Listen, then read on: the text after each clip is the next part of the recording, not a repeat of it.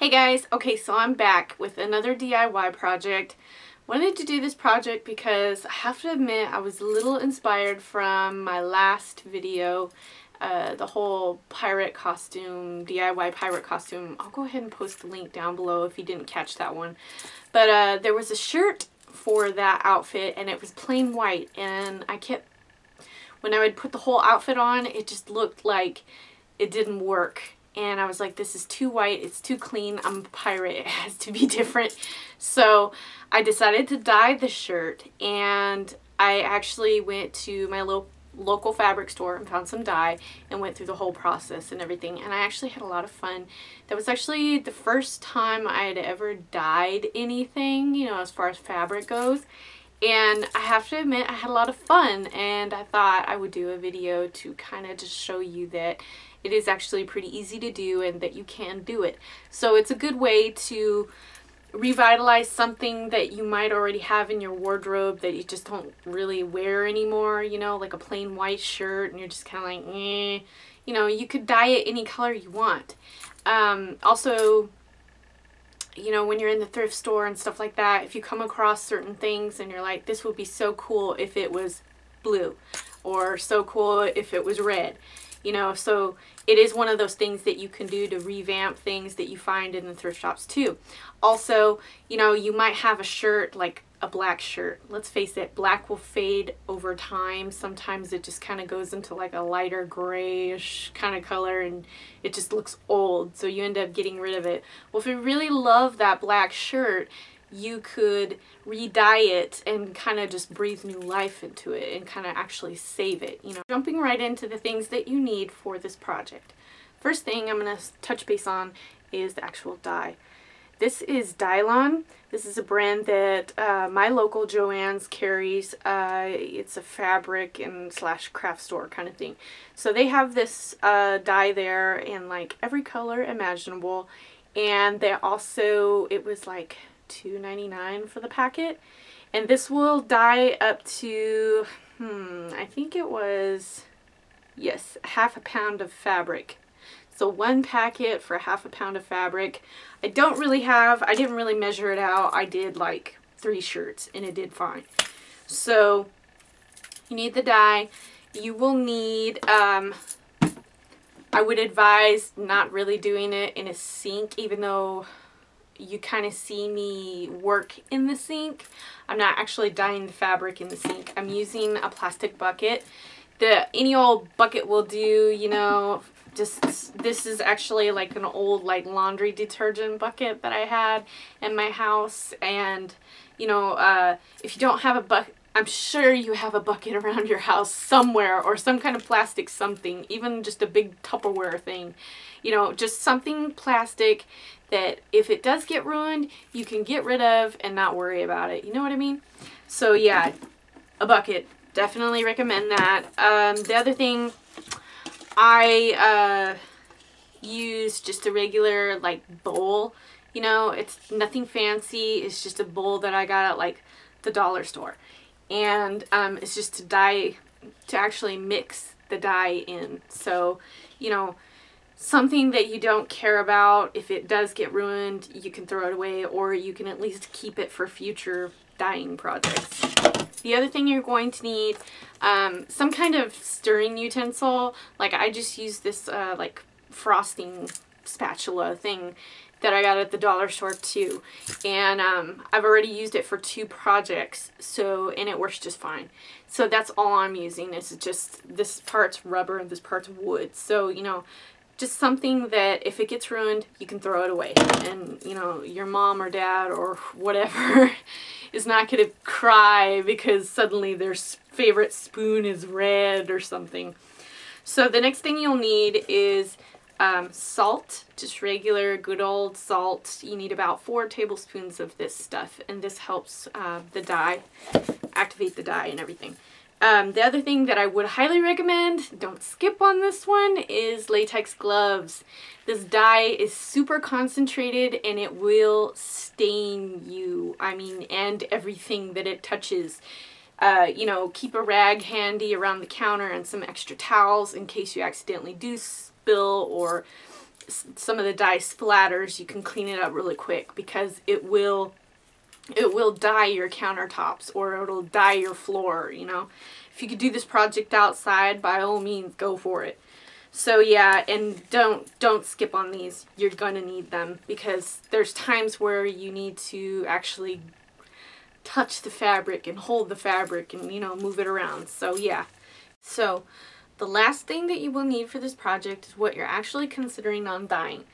A couple of things to keep in mind. These are just tips. Be very aware of what type of fabric you're working with. Certain fabrics don't play well with all dyes. This dye in particular doesn't dye polyester. And that's very common with a lot of dyes that you find in grocery stores and stuff like that. So be very aware.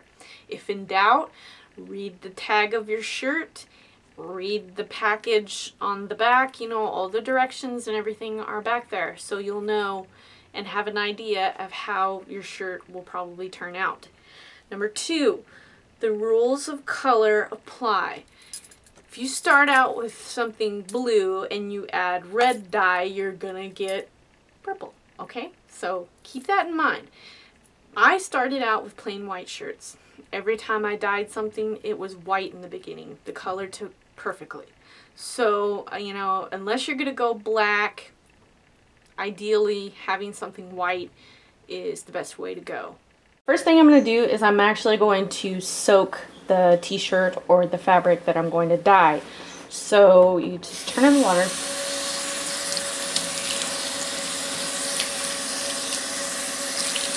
Okay, so rubber gloves on.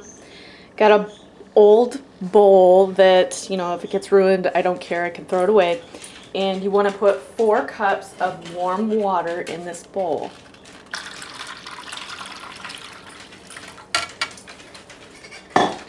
Take your packet of dye, and I'm using the Dylon Tulip Red.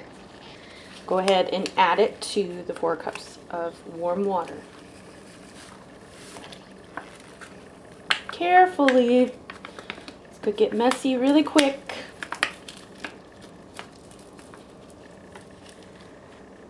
Now you're going to want to take an old like spoon or spatula.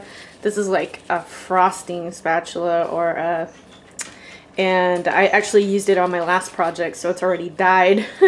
So I'm just gonna use it for this. And you want to make sure that you stir the dye very carefully, because you want to make sure that it all dissolves.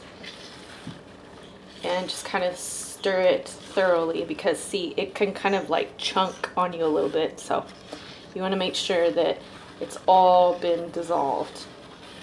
Okay, so now you got your bucket full of water, enough water for the fabric to move freely once it's in. So now I'm going to add 4 tablespoons of salt.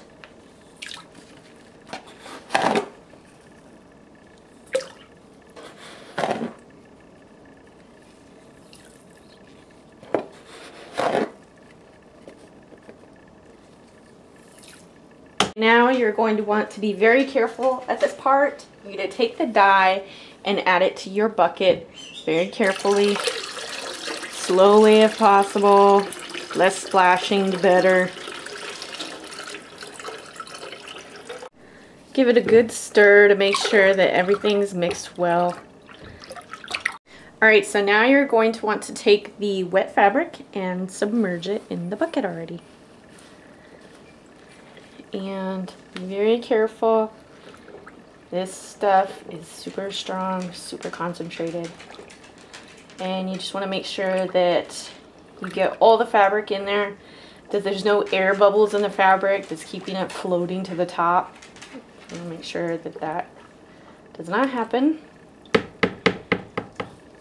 And since I'm doing 2 shirts, I'm going to add the second one as well.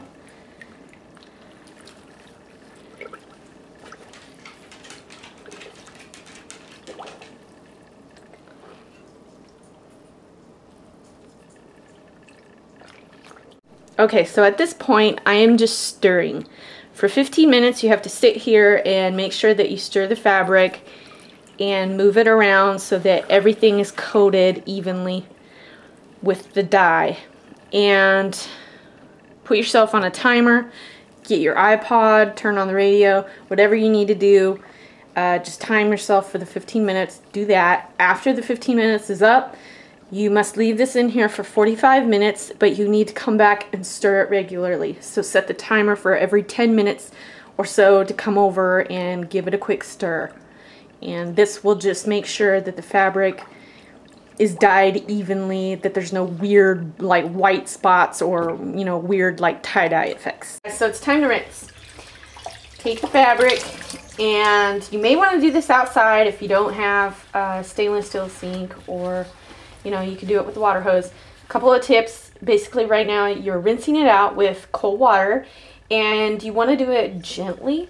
Don't like blast it with the water hose or the sink, and do it with cold water. So you're going to rinse it out with cold water until the water runs fairly clear. You can see, I mean, the color is coming right out of it right now. Do it until the water runs clear, and then throw it in the washer with nothing else, on warm water on a gentle cycle, and no detergent, and basically just wash it. Once it comes out of the washer, hang it to dry. So I'm going to go ahead and rinse this.